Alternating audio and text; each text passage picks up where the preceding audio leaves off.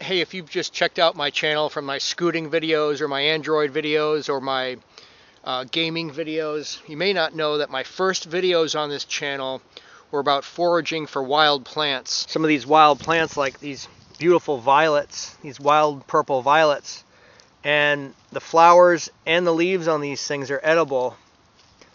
So I'm just messing around in the woods back here. You find this stuff all over the place.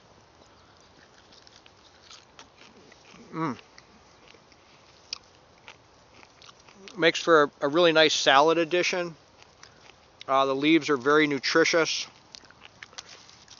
and these will go pretty quickly. They'll get kind of tough later on in another few weeks. So this is the time to get them, is early spring, people, if you're into this wild foraging stuff. And again, the flowers, just make sure you're in a place where everything's pretty clean. It's been raining a lot, and I'm back here in the woods, so yeah, these are pretty good. Dandelions are out now too. Your best dandelion greens are going to grow in the partial shade, like these right here. They're going to be the most tender.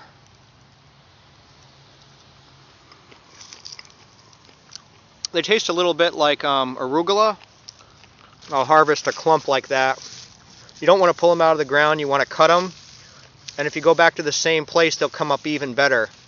I eat these all summer and into November. They're probably my favorite wild green. I don't buy lettuce or spinach all summer. Just eat these. So those fresh greens are the best to eat as far as your salads go. But the best steamed green in the summer is curly dock, which is in the dock family, same as burdock. Now here's a really nice specimen of curly dock. Really healthy. See the curl in the leaves there, people? Really, really green, all coming up from the same basal area here.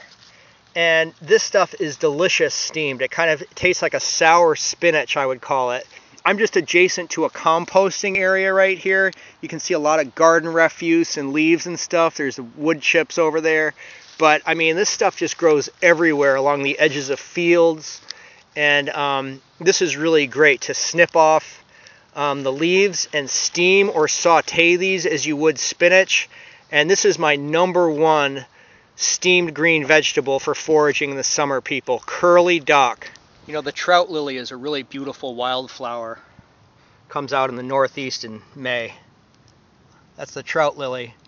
It's called so because of its speckled leaves like a brook trout. See that? But it's really a beautiful flower, and these will be coming up in the next week or so. What a lot of people don't know is that the roots are edible, and they're actually really tasty. So here's some trout lily bulbs right here. And what you do is you just take off the husk there. See how pearly white they are? And this is a real good May treat.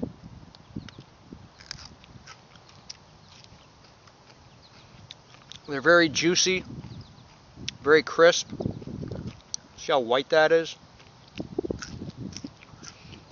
Now you want to harvest these and everything really responsibly, not clear out a whole area, just take a couple